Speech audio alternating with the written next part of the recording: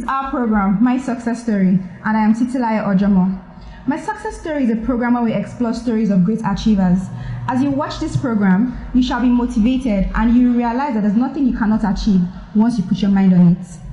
Africa has a lot of successful people, and here with us today is Folawe Omekunle. She'll be speaking to us about her success story right from the very beginning till date. Folawe Omekunle was nominated as one of the most successful young Nigerian in 2017. She was recognized for her commitment to social development in Nigeria. Let's take a short break and we will be right back.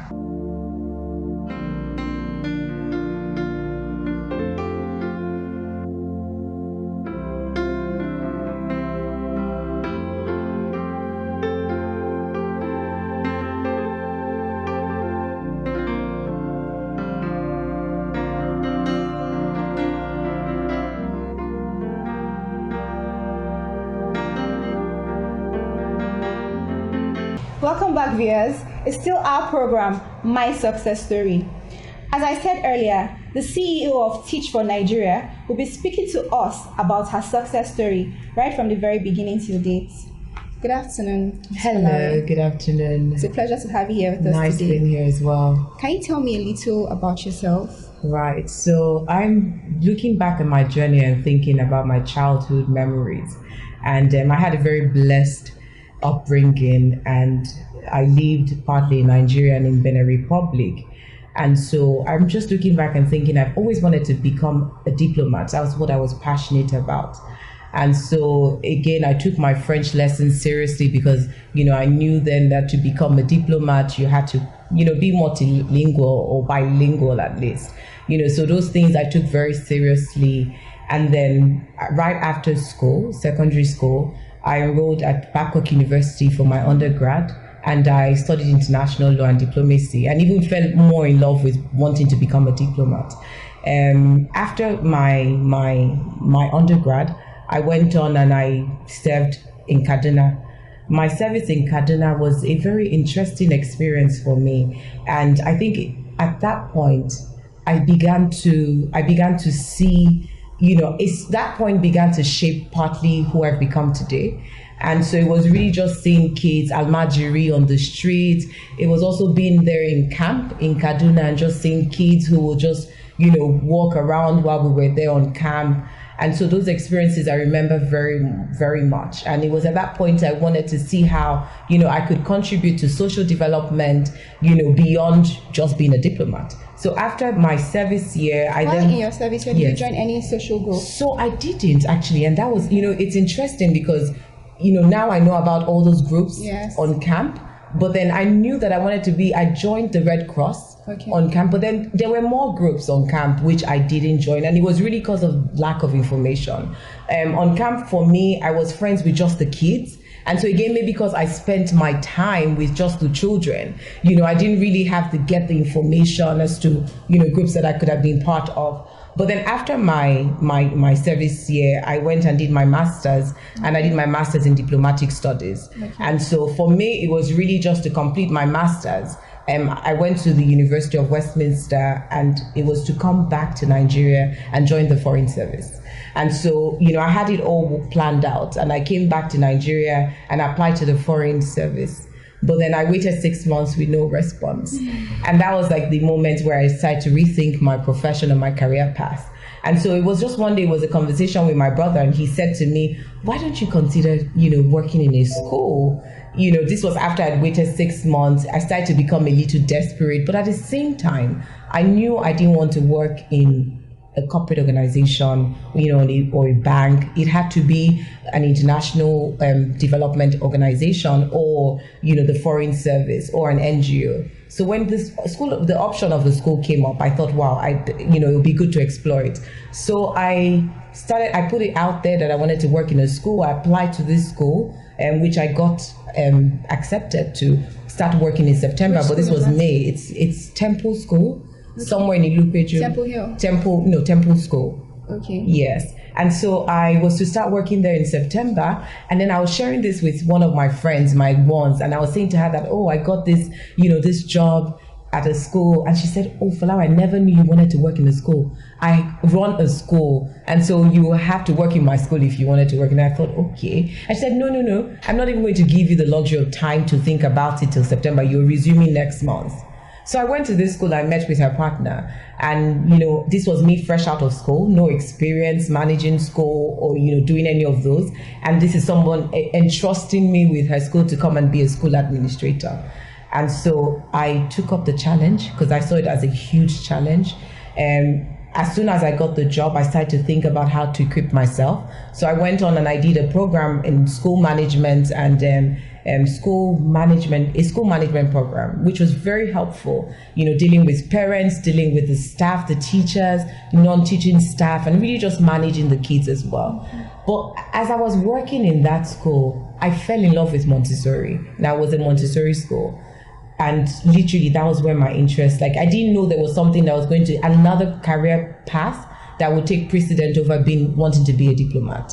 And so I saw myself in this environment where I wanted to learn more about Montessori. What's Montessori all about? So Montessori is an approach to education. So it's an approach of teaching. It's Maria Montessori invented Montessori approach, the method. And this was based on the stuff. So she had got this group of kids who come from less privileged background, and she was able to use this method to prepare them for an examination in Italy. That kids who were going to good schools were able to write. So she believes that every child has got potential, and so what her approach does is that it helps kids to learn within the environment. So you set up an environment where they're able to learn by themselves, and then the teacher is seen as a guardian, as a directress, rather than the students. So the students take ownership of their own learning. It's such a beautiful method, and that was was really the approach, the methodology that I fell in love with.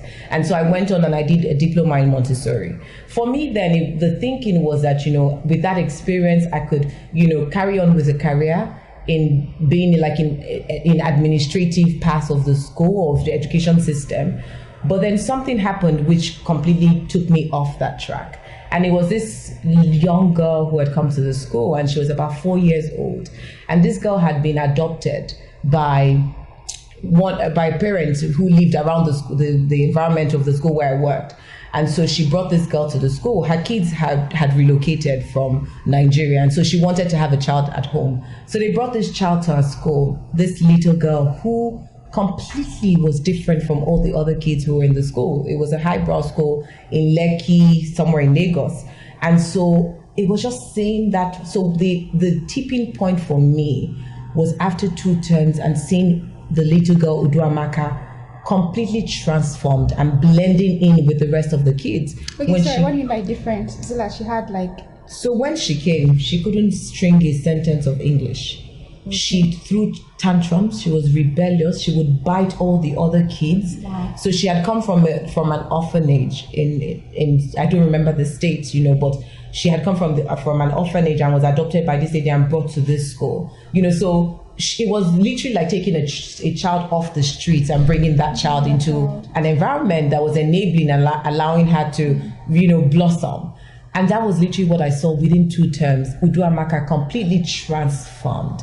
And so every time I drove home, because I stay on the mainland and my school was in Lekki, and every time I drove home, I would see all these kids who were struggling to wipe to clean my mirror, my windscreen. I would see the potential that they had, and that was when I started to think, Folawe, no, yes, you're doing the Montessori program, but you need to start thinking beyond this. So every child looks like Uduamaka to me, and I started to think, how can we do more? How can I contribute to solving this challenge and to helping every child realize their potential? And so from the experience at the school, I then started to look at ways to marry my international relations background with education, because I just felt like I'd found that place. And so I heard about this organization called Association of Private Educators in Nigeria. And their vision really was to ensure that every Nigerian child will have access to quality education. And so it was really that vision I saw that made me want to join the organization. And they had put out this recruitment news. And so I applied to the role, and then I got the role as coordinator for the organization, and I joined them very quickly. As soon as I joined them, I started to see that this organization was set up to support top schools in Nigeria. So the best schools in Nigeria, the Coronas, the Green Springs, the Atlantic Halls, those sort of schools. And so 2 years going on, I started to think about this and reevaluate like my purpose and how I saw that to ensure that every child had access to quality education, we can't only focus on the highbrow schools and the top performing schools. Yes. I wanted to do more. So I set up my own NGO. It was really, I love my career here. I love what I was doing. I love the people, at the organization where I worked, but it was really, there was something burning inside me that just wanted more. And so I set up my own NGO called Insured, Initiative Supporting Rural Education. And this was really out of how can I use the resources, how can I use the platform of APEN, to achieve what was burning inside of me. So I started to think, how can I leverage on, the teachers that were there, the top heads of schools and principals, the school owners who might be willing to share best practices or to support, schools that are not as privileged as their schools are. So the first project we did was to start a book donation drive. And so I engaged the APEN schools that I worked with. I gave them boxes for the ones who wanted to participate. I saw that, most of those kids were privileged and they would throw books, leave them back in school after each term. They didn't really lack anything. So with those boxes, we're able to encourage them to donate books. Even teachers participated, parents, and even the school staff as well. And so we were able to collect about 2,500 books. And with that project, we set up 2 libraries in Oyo State. And that was just the beginning. And the next project was to be sort of like a teacher training program. These libraries in Oyo State, other kids just come there to read or? So what it was it was a school. So they were refurbishing a school's library. So another organization and Insured partnered to ensure that we were able to provide some books. So my own organization also contributed to giving books. So some other people did like the furniture. There was another organization, who mobilized people and got people to donate more books, but it was beyond just, the books. So there were a lot of other structures to ensuring that we put 2 libraries in place in that state. But it was a public school already in Oyo State, 2 public schools. So during all this period, what are the challenges you passed through to achieve all this?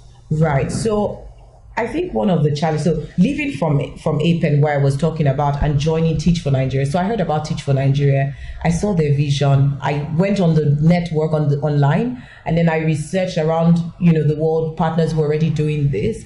I saw their amazing stories and what they were doing, and I just knew there and then that this was where I wanted to be. So I reached out to someone that I knew who is now on the board of Teach for Nigeria as well. She's one of the founding members of Teach for Nigeria. And, I said to her, I know you're part of this, but I don't care how, but I want to get on this in any capacity as possible. So, she had told me then that they were recruiting, but, she didn't think they were recruiting for the CEO role. And that was the only role they were going to start with at that point.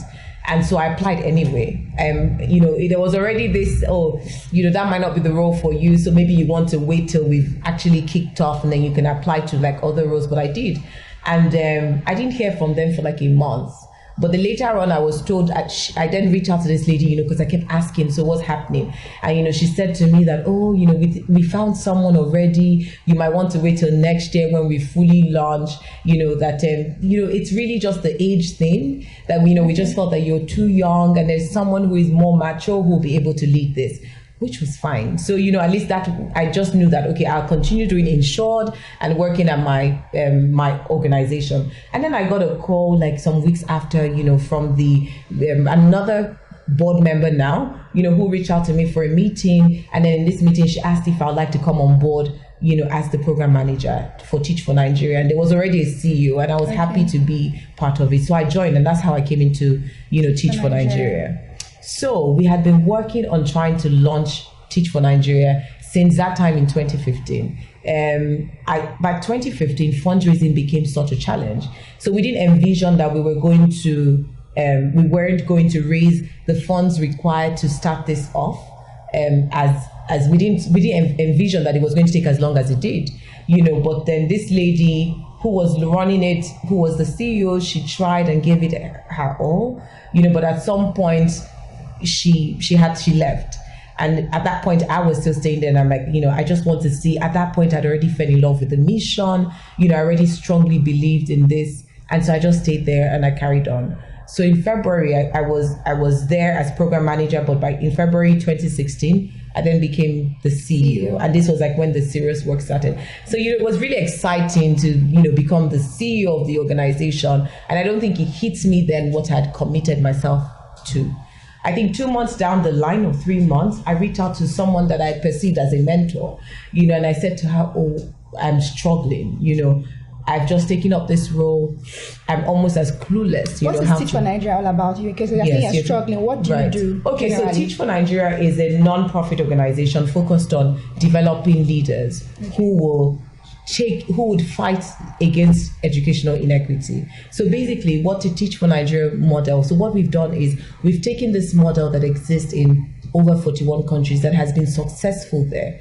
And what we're doing is we're looking to channel our nation's most outstanding, best and brightest individuals into the education system. And how we're doing that is through an approach that has been proven, tried and tested. And this approach really is to get young graduates, is to get young professionals, fresh graduates, into a 2-year fellowship program where they teach as full-time teachers in underserved communities, underserved schools, for 2 years as full-time teachers. Now, what we're trying to achieve with that experience first is a short-term goal and a long-term goal. The short-term goal is to get these guys as fellows, we call them fellows, but as their full-time teachers, to improve the academic achievements, to improve academic outcomes in the classrooms where they're placed, and they're accountable for that classroom. But the long-term goal is to get these guys, fired up, interested and committed to solving educational challenges for the rest of their lives. Now, the reason why we believe in this approach is because educational inequity is such a complex problem. It's a very systemic problem that requires people from diverse backgrounds to come into it as an army of leaders who would lead the change. And so, for example, I'll just share like some of the problems. We have infrastructural issues. We have teacher quality, we have teacher shortage, we have management issues, we have policy issues. It's such a systemic problem. And so what we want to do is really to get people who understand it. We want to get people exposed to the reality of the problems. We want to get people to understand, the root causes of the problems. And through that experience of teaching for 2 years, of living the reality of a less privileged child, or of someone who lives in an environment where, they have limited resources, they begin to internalize and live that reality and understand it. And so what we want to achieve after the 2 years are people who now get it, who are exposed to it, and with the training that will be given to them, the teacher training, the leadership development training as well, the support, they will then leave this 2-year fellowship program and then become leaders, and who would have identified their own challenge that they would tackle for the rest of their lives. Okay, so these young graduates would teach all these children, but these children are paying back. Are they paying back in return? So the children can pay us back. So for example, we're placing them in underserved schools. Okay. So these are schools that are underserved, be it public schools or low-cost private schools. So the people who will be paying for the service, so for example, the same way the school is the one paying the salary of the teachers, is the same way that, the Teach for Nigeria fellows will be paid. Yes. The Teach for Nigeria fellows. Okay. So, you've not really answered the question yet. I just want to know the challenges you faced. The biggest challenge faced by me running Teach for Nigeria has been funding. Funding is such a huge challenge, especially because Teach for Nigeria it's a novel initiative here in Nigeria. And so when we're talking to potential donors and investors and corporate organizations to say, this is where you should be investing in, this is where you should be funding, because it's new, people are usually skeptical to support, this program. But even when we share with them the success stories, in other parts of the world, it's still, yes, this is Nigeria, it's a peculiar place, it's a unique one, and so let's see how you fare first. So funding has been a huge challenge. Teach for Nigeria has eventually launched. We successfully launched 2 weeks ago. Wow. And that has been like my high point, the highest point for me in doing this work for over a year now. And it's almost 2 years actually. And so, it's the funding that we've got to have been able to get here has been majorly, international donors and corporate organizations who just see the potential, of this movement. So that's been the biggest challenge. And I'm hoping that as we've launched and as we begin to place our fellows, as we begin to gain more traction, people will be encouraged to support this movement. So can you tell me your long-term goals? Wow. So I never really thought about long-term goals, but since I started doing this work, I imagine myself. So where I imagine myself is still in the education space. So there's nothing taking me out of here, but it's really, I'm looking forward to learning and to the experience that I will have, during Teachable Nigeria, and just, learning more about the challenges. I feel like from that experience, I will be able to determine what next for me. But it's really going to be in education. It might be towards policy. It might be, towards influencing government. I don't know where. I don't know how that is going, but it would be another platform for me to just do more beyond what I'm currently doing, but definitely in the education space. Okay, so what plan does Teach for Nigeria have for children that do not have funds to go to school? So basically, just as you know, that Teach for Nigeria is targeting the less privileged, so poor children and families from low-income communities. And so, which is one of the things that we're saying is that they're those sort of kids, but every child should have access to quality education, whether you're poor or rich. And so what we're trying to do is really to get people to see that there are kids who just don't have access because they don't have money. And so hopefully when this program launches and we start to have the alumni who would have completed a two-year program, these guys would then see a problem for these kids who don't have money, or for the family who don't have money, and maybe set up free schools. We can start having people who can start to come up with different initiatives, to support all these different challenges that we're talked about. So really, that's why, I'm so passionate, and I completely believe in this approach and in this model, because we're trying to find people who will build the interest in solving the problems around education for less privileged people. We can agree that the people who suffer, the educational challenges the most are people who do come from poor backgrounds. People who are rich and people who come from the middle income category can always access quality education through private schools or even flying their kids outside the country. So we want to find people who will solve the challenges for the kids who can afford education. Okay, so that means it's still like you're still in the planning stage for now. So again, that's why I'm not sure if you understand. Like this program, we've launched it. We're currently identifying and recruiting the leaders that we want for that to come and solve that problem. Okay. So what will happen is to build their interest, to build their passion, to give them that experience and expose them to the challenges. We will send them to those communities where the poor children live. In that community, they will pick up problems that are facing the classroom. They will pick up problems even within that community that is hindering quality education for children. And so what we will do, the training then allows them to leave the program and then find a problem that they will commit to for the rest of their lives. Okay. So was there any point in time that you felt like giving up? Several times. Can you tell me what happened? Just give me I think one of it was just feeling at some point that, it would be hard to convince anybody to just see the potential that this program had. So I attended several meetings, pitched to several people, but they just still didn't get it. So the funding wasn't coming. There was nowhere to get funding from. People who had looked like they were going to fund this project, decided to back out because of the economy, which was fine. Decided to give excuses like, they were shrinking their CSR budget, and they couldn't do it. There was also just people who, I thought would have supported me. And so I started to, I felt like I was being fought. I felt like I was being, like I was abandoned to do this by myself at some point as well. So all of that frustrated me. And I just thought, what was I doing here really? And while I was doing this, bear in mind that I left a full-time paid employment and joined Teach for Nigeria. At Teach for Nigeria, I wasn't getting a salary for over a year. And so this was tough for me. The jobs that I had before now, I had all the perks that could come with a fancy job. I had a car, I had a driver, I had my holidays because I worked with a school calendar, which was amazing. And I left that comfort to do Teach for Nigeria. While I was at Teach for Nigeria, the organization I worked with for before asked me to come back. Also, I got an offer with 6 zeros per annum to come join the organization.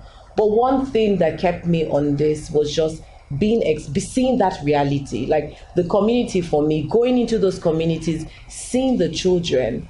Like I knew that I couldn't fail them. It's an experience, for example, going into one of the community, and there was this boy in the alley. Sunday it was during school time, and this boy was just walking, in that road in Makoko there in Yaba. And so we engaged this boy, and I asked him what he was doing out of school. And he said, his teacher me Kosini school. That was what he said. So I spoke to him in English, but he responded in Yoruba. And I said to him, what do you want to become when you grow up? He said, mechanic ni mo fe se tí n bá dàgbà.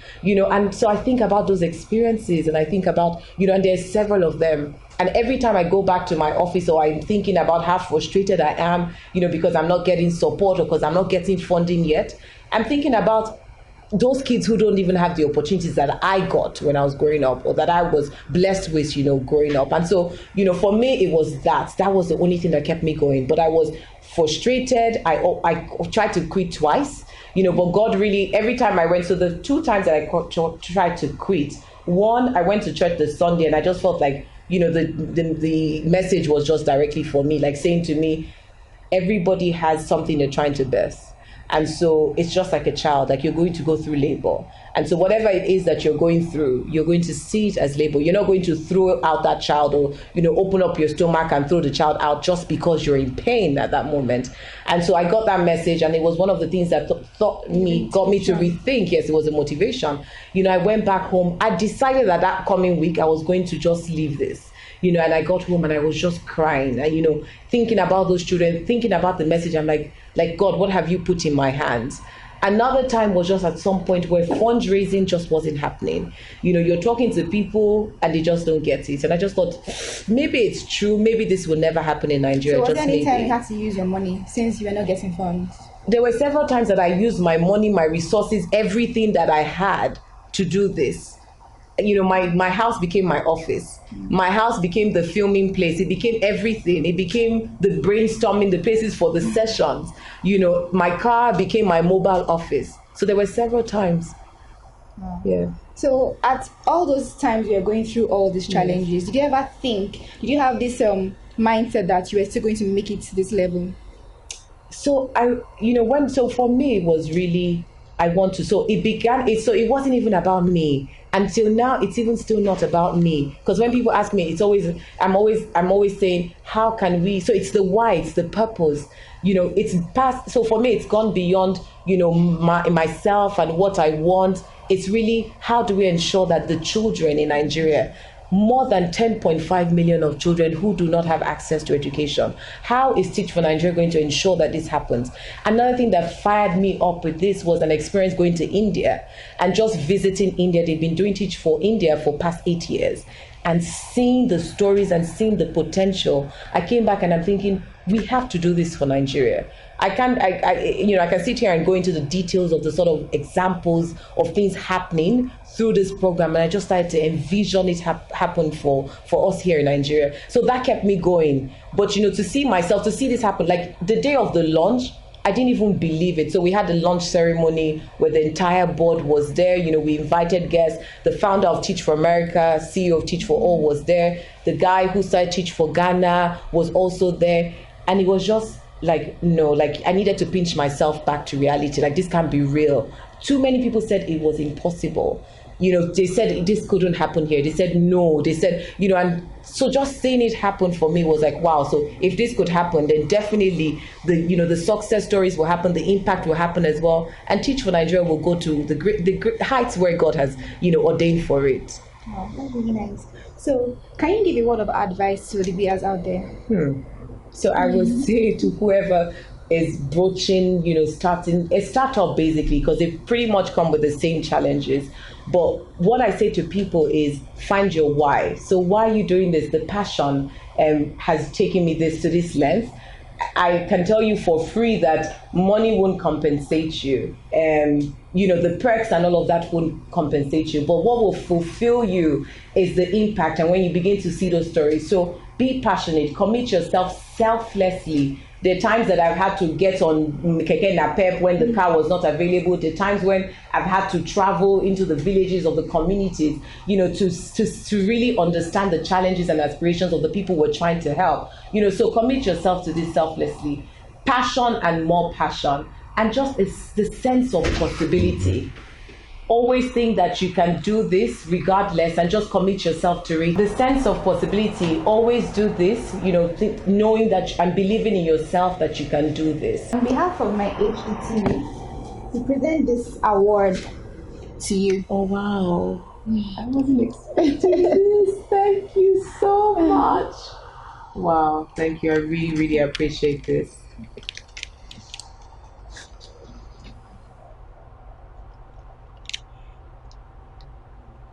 And I'm sure the viewers out there have learned a whole lot today from Folawe. And that comes to the end of today's program. Have a beautiful day ahead. I remain Titilayo Ojomo.